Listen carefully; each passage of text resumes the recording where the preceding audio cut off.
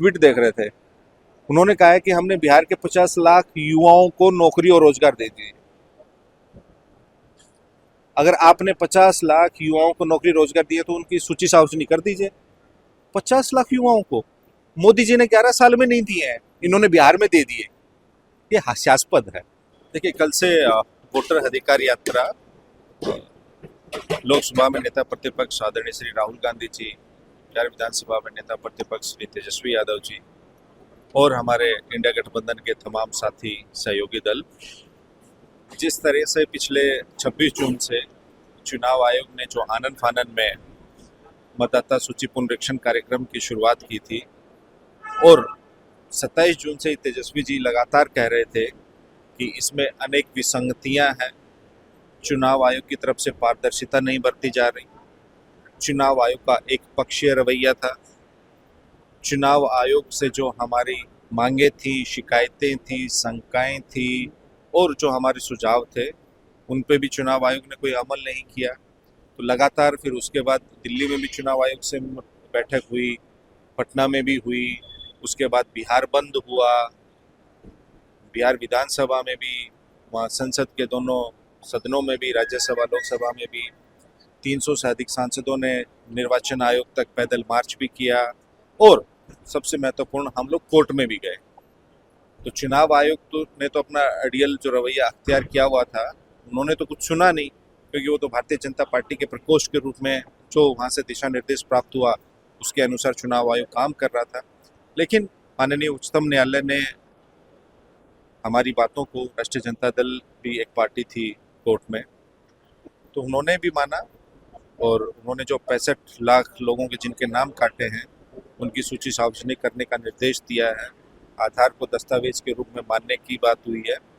तो ये हमारी एक आंशिक जीत है, अभी भी कोर्ट में सुनवाई जारी रहेगी और हमारी भी जो चुनाव आयोग अब जो सूची प्रकाशित करेगा उसके बाद क्या रहेगा वो सब हम चीज एक एक देखते रहेंगे। समझौता को लेकर के प्रधानमंत्री ने पार्टनर से कहा है कि देखिए, 11 साल हो गए हैं, 11 साल हो गए। प्रधानमंत्री जी, देश जानना चाहता है कि आपने 11 साल में देश के कितने युवाओं को रोजगार दिया, आपने देश के कितने युवाओं को आत्मनिर्भर बनाया। प्रधानमंत्री जी आत्मनिर्भर भारत बनाने की बात कर रहे थे। कल के उनके भाषण से परिलक्षित हो रहा था कि वो स्वयं किसी पे निर्भर हैं, समझ रहे हैं, और वो लाल किला से आरएसएस का बखान कर रहे हैं। तो प्रधानमंत्री जी में आत्मविश्वास की कमी थी। ऐसा लग रहा था कि वो अपनी मंशा, जो उन पे कुर्सी का खतरा मंडरा रहा है, वो अपनी मंशाएं किसी और को एड्रेस कर रहे थे। वो राष्ट्र को संबोधित नहीं कर रहे थे, वो जिनको रिपोर्ट कर रहे हैं वो उनको एड्रेस कर रहे थे, ऐसा प्रथम दृष्टया प्रतीत हुआ।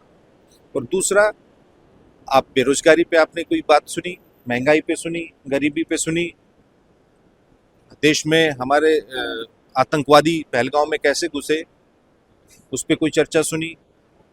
आप घुसपैठियों की बात कर रहे थे, 11 साल से आप सरकार में हैं, अधिकांश राज्यों में आपकी सरकारें हैं, तो घुसपैठी को घुसा कौन रहा है? सीमा सुरक्षा प्रबंधन आपके जिम्मे है।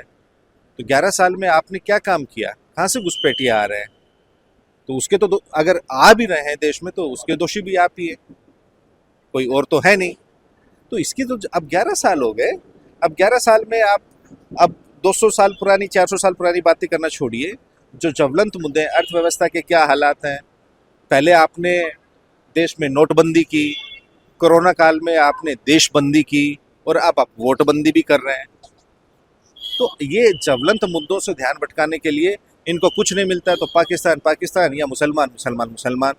अरे आप बताओ कि आपने कितनों को रोजगार दिया, कितने आपने बिहार में उद्योग धंधे लगाए, बिहार में पलायन रोकने के लिए आपने क्या किया, बिहार देश में सबसे गरीब राज्य क्यों है, बिहार की प्रति व्यक्ति आय देश में सबसे कम क्यों है, बिहार में प्रति व्यक्ति निवेश सबसे कम क्यों है, बिहार में देश में सबसे कम साक्षरता दर क्यों है, बिहार में सबसे कम धनराशि, सहायता राशि आपने क्यों दी, बिहार में कौन सा बड़ा आपने उद्योग लगाया? आप सेमी कंडक्टर्स की बात कर रहे हैं।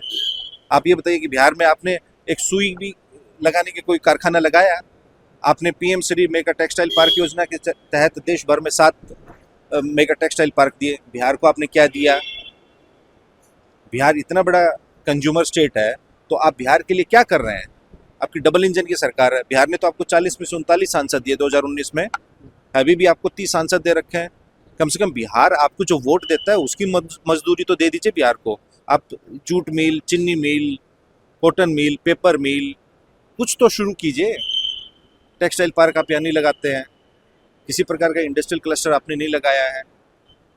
एजुकेशन में बिहार में आपसे पटना यूनिवर्सिटी को केंद्रीय विश्वविद्यालय का दर्जा देने की मांग की थी, आप वो नहीं दे पाए। आपने किया क्या है बिहार के लिए? सब कुछ तो आप गुजरात के लिए कर रहे हैं।